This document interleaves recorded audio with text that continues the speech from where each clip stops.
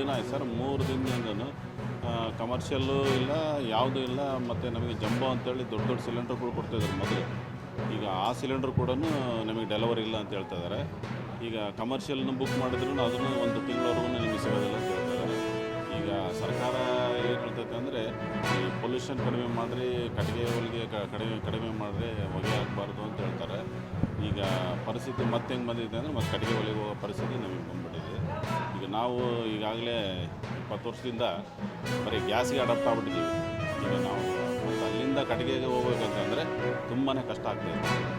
ಏನಂದರೆ ಈಗ ನಮ್ಮ ಪರಿಸ್ಥಿತಿ ಎಲ್ಲಿ ಬಂದಂದರೆ, ರಾಜ್ಯ ಸರ್ಕಾರ ಎಚ್ಚೆತ್ಕೊಂಡು ಈಗಲೇ ನಮಗೆ ವ್ಯವಸ್ಥೆ ಮಾಡದೆ ಹೋದರೆ ನಾವು ಹೋಟ್ಲು ಕ್ಲೋಸ್ ಮಾಡೋದು, ಅವ್ರಿಗೆ ಕೀ ಕೊಟ್ಟು ನೀವು ಹೋಟ್ಲ್ ನಡೆಸ್ಯಾರ ಅಂತ ಹೇಳೋದು, ಆ ಪರಿಸ್ಥಿತಿ ನಾವು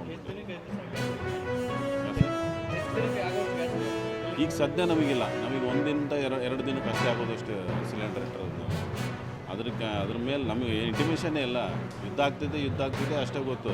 ಆದರೆ ಪೆಟ್ರೋಲ್ ಪ್ರಾಬ್ಲಮ್ಮು ಅಂದರೆ ಅದಕ್ಕೆ ರಿಲೇಟೆಡ್ ಇವೆ. ಪೆಟ್ರೋಲ್ ಆದಮೇಲೆ ನೆಕ್ಸ್ಟ್ ಬರೋದೇ ಗ್ಯಾಸಿಗೆ.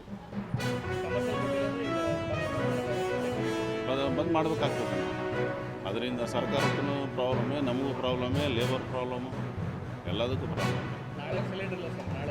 ನಾಳೆಗಿಲ್ಲ ನಮಗೆ ಆಗಲೇ, ಮತ್ತು ನಾವು ಅಲ್ಲಿ ಇಲ್ಲಿ ವ್ಯವಸ್ಥೆ ಮಾಡ್ಕೋಬೇಕಾಗ್ತದೆ.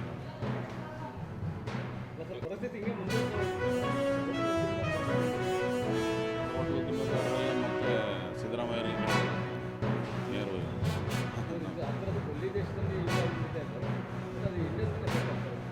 ಹೌದು.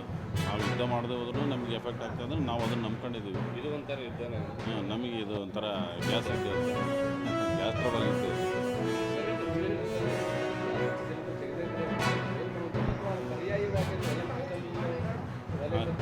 ಇಲ್ಲ, ಅದು ಬೇರೆ ಯಾವುದಾದ್ರೂ ಪರ್ಯಾಯ ವ್ಯವಸ್ಥೆ ನಾವು ಮಾಡ್ಕೊಳ್ಳೇಬೇಕಾಗುತ್ತೆ. ಅದು ನೋಡ್ತಾ ಇದ್ದೀವಿ ಆಲ್ರೆಡಿ.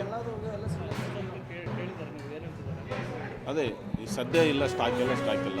15ರಿಂದ 20 ದಿನ ನೀವು ಕಮರ್ಷಿಯಲ್ಗೆ ಕಾಯ್ಬೇಕು. ಹಂಗಂದರೆ ಅನಿವಾರ್ಯ ನಾವು ಮತ್ತು ಪರ್ಯಾಯ ವ್ಯವಸ್ಥೆ ಹೋಗ್ತೇವೆ. ಅದಕ್ಕೆ ಹೋದ್ಮೇಲೆ ಮತ್ತು ಇದಕ್ಕೆ ಬರೋದು ಕಷ್ಟ. ನಾವು ಬೇರೆ ಯಾವುದಾದ್ರು ಅದೇ ಹೇಳ್ತಿದ್ದಾರೆ 15 ದಿನವರೆಗೂ ಇದು ಹೇಳೋಕ್ಕಾಗಲ್ಲ. ಅವ್ರಿಗೆ ಕರೆಕ್ಟಾಗಿ ಮಾಹಿತಿ ಅವ್ರಿಗೆ ಅಲ್ಲ, ಇನ್ನು ನಮಗೆ ಇನ್ನೇನು ಮಾಹಿತಿ ಹೇಳ್ತಾರೆ.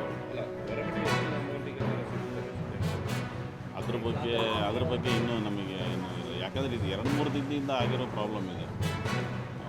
ಒಂದು 2-3 ದಿನ ಅಲ್ಲ, 1 ವಾರ ಆದಮೇಲೆ ಅದ್ರದ್ದು ಏನಾದರೂ ಸಿಗ್ಬೋದು.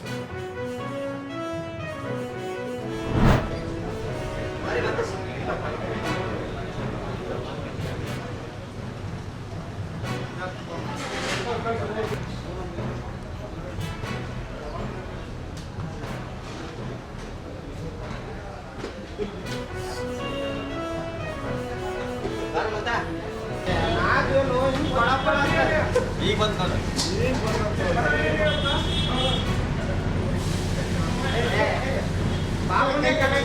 ಬಾಬುಲೆ ತೆಗೆದ